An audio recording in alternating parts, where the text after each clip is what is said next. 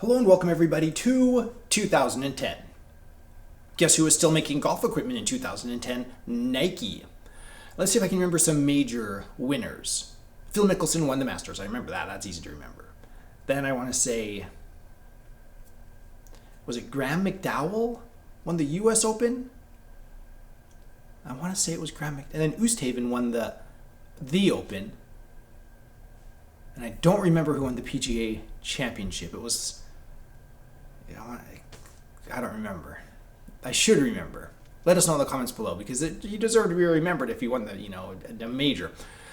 But Nike VR Tour here came out, and I remember not really paying attention because I was caught up in the same thing that everybody else was caught up in. I remember everybody I talked to, mostly females, but lots of guys too, were really caught up in the Twilight Saga. And not only were they the Twilight Saga, it was also this Kate Middleton and Prince William. I get them all confused. I forget their names. I almost said Charles, but he's King Charles now. And back then there was the Queen. You can see all the fun drama. People were watching Jersey Shore and trying to look and act like those people. You're like, well, maybe there's a reason why they're making a show about these people, not because they're role models. Same thing with Walking Dead. I remember Walking Dead was everybody loved Walking Dead. We were still living in Ohio at the time. And by the time we moved to Ohio or to Georgia, Walking Dead was still a thing. I mean, there were casting calls. They were like, we need extras for Walking Dead. And everybody was like, let's go audition to be an extra. Let's be zombies. Walking Dead. It was pretty exciting. So anyway, in that incredibly wonderful social media, the nursery of social media, which was 2010, Nike comes out with this. Let's have a closer look at the Nike VR Tour driver on the review table. Easy to identify the features here. We have the Nike checkmark. The whole internet screaming right now. They're like, it's the Nike swoosh. Then we have VR here. Not Tour, just VR. Okay, then we have the loft right here. In this case, 9.5 underscore. It's just an underlined 5. As we spin around here, you can see how it goes from this smooth paint to this pyramid pattern right here, kind of an interesting texture. Then we have more smooth paint along here. We have this huge channel right here, which they call the compression channel. Okay, thanks for that. Compression channel. Lots of companies were doing that around this time. Painted bright orange. This one still has the sticker on it, Stiff Flex. It's out of the way, so I guess it's stayed on there this whole time. Spinning around, so you can see, all the little embellishments here, some lines and stuff. And then as we spin around the skirt, you can see, this little compression channel goes kind of all the way around. Nothing on the toe to speak of, other than more compression channel. And then we have the face. Let's see if we can show you all the lines here. A nice smooth patch right here where you can ball strike. Paint stops on the hosel right here. It's really hard to see right here, but there is a serial number right in this area. The ferrule is actually separated off the club head. I wish they would just, when I built clubs, I would epoxy those in place, but most manufacturers don't. They just leave them loose. I wonder if there's a reason for that. Anyway, moving up the shaft, you can see it's clearly a Project X. And like it said on the head, it's 6.0, which is, people tell me, a stiff, but occasionally someone tells me, well, it's medium stiff. Okay, well, whatever. Stiff Flex shaft. My sticker to remind me of the year. And then we get this, how would you describe this? Half Cordy multi-compound grip? Or is it a Cordy compound grip? Either way, it's a multi-compound grip with some Cordy on it. Golf Pride blue matches the shaft. And I want to show you the crown here before we go. Look at this ball mark right here. I love that. That's really obnoxious considering there's not an alignment line right here. There's no center mark. It's just black, but this big glaring ball mark right there. The other interesting thing about the crown I need to mention is it does have this scallop right here, this cutaway right here that is visible from the top. So it kind of gives it this little, I don't know what to describe it like. I don't want to say halo, but it gives it this little kind of extra ring back there. which, other manufacturers have done. So it's interesting, just it's there. When I'm hitting it, I don't really notice it. It just kind of trails off and doesn't bother me too much. Either way, let's roll some range footage, and I'll tell you how I feel about it out on the range. Nike VR driver. Look, there's still a Stifflex sticker on here. The grip doesn't look great, but it feels fine. It's funny when there's no like center mark, but then you notice the ball marks here on the toe, and it's just like, that's what calls attention to itself. I'm like, oh, come on. I'm not one to be like, I don't like beauty queens, but this just cracks me up. I think this is hilarious. All right, let's see how this does. So for those of you that follow the channel and subscribe, you'll recognize this outfit, these weather conditions. This is the same day I just barely hit the M09. And oh my goodness, that club was amazing.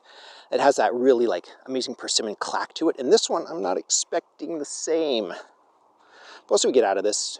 Into a little breeze. It looks like it's straight into now. It used to be off to the left, but now it's just straight into. What's the worst thing that could happen?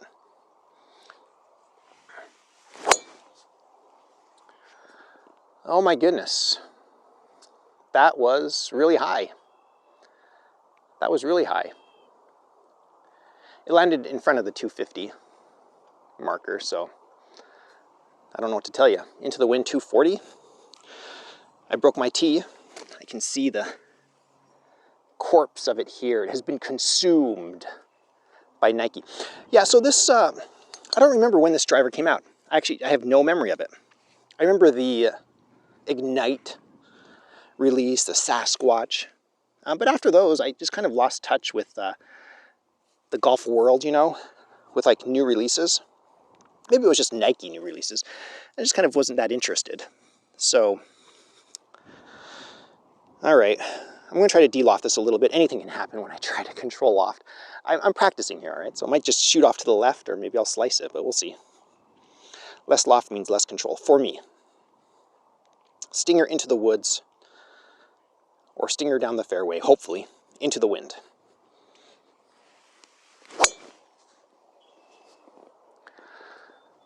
Yeah, that was pretty good. Would have been a left fairway or rough. There's always going to be somebody who's like, in my country club, that would have been in the water. Well, then I probably wouldn't have hit that particular shot. All right, so let's see if I can hit my usual fade here. I suspect I can, into the wind. All right, here we go. Slight fade. We'll see what this wind does with it.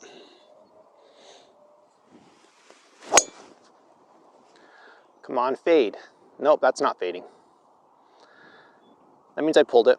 Same spot. Left side fairway, left rough. Either way, lovely Nike driver. I just don't remember it. But from what I'm feeling, I like the feel of it. In 2010, would you rather have this or like a Titleist? 910 D3, D2. That's a tough one, adjustable. I might just take this one because it's Nike and it has some character and personality, and I can hit it just fine. Let me know your thoughts. So it feels really good on the range. It feels good. Like, I really like it. It's really understated for a Nike driver compared to some of the later Nike drivers. I have some. We'll talk about them in the future. But here's my question. First question is this the nicest Nike driver they ever came out with? And that's very subjective. I get it. The new stuff, the covert cavity back drivers, I lost something there. My personal opinion, they weren't doing what I wanted them to do, and they didn't feel good. Not that the Sumo squared felt any better, but this, I think, was when Nike hit their sweet spot. There's puns all over in that statement. I really like this driver. I think this, to me, might be the best Nike driver they ever came out with. So, that said, my opinion, would I put this in a set? The answer is yes. Yes, I would. Pair it with any sort of Nike irons. We'll review those here shortly. Not so shortly. We'll cover some Nike irons. So get some Nike irons. Mix them with some interesting wedges, and you'd have a beautiful set that you could game today and be competitive. Not like at a tour level, but like amateur level, playing recreational golf with your friends on the weekend, okay? Yes, you could do that. I'm going to do that because I really like this. I'm going to build a Nike set. You could put this in a 2010 anything set. You could play this with my JPX 800 Mizuno irons, and it would match beautifully in that era. 2008 irons with a 2010 driver. Lots of people were playing that combination. Not lots. There were people playing that combination. So put it in a set, yes. But now here, this is where I feel like this has the most merit. I'm surprised at how many Nike collectors there are out there. Because it's wonderful because you have this finite window. Unlike, let's say, TaylorMade, who are still making loads of product. They've made tons of product in the past and they're still making loads of product. And if you want to be a TaylorMade collector, every year you have to drop tons of money. But if you're going to collect Nike, you just find what you can find and just buy it when it's available and when it's cheap. So I think Nike collecting is, a popular pastime that people enjoy. So this would be something you add to your collection.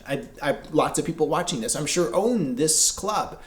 And let us know what you're missing in the comments below. Like, people are looking for these like prototype Nike drivers right before they shut down. Like, well, I want the prototype whatever it is, So let me know your thoughts in the comments below about the value of this. For me, I'm a gamer, right? I like to play. So this is going in my Nike bag of Nike clubs that I'm going to go out and play on the course, or 2010 era clubs that I'm going to play on the course. I really like it. I think this is in contention for the best Nike driver Nike ever made. And some people will say that's not saying a lot, which I might agree with. As usual, huge shout out to my patrons. Thank you so much for your support. I really appreciate it. If you'd like to support us in a different way, you can visit my Amazon shop. I have a link in the description below. I am an Amazon associate. I make proceeds from qualifying purchases. Thank you everybody for watching. Please subscribe if you enjoy this content. I am the Vintage Golfer.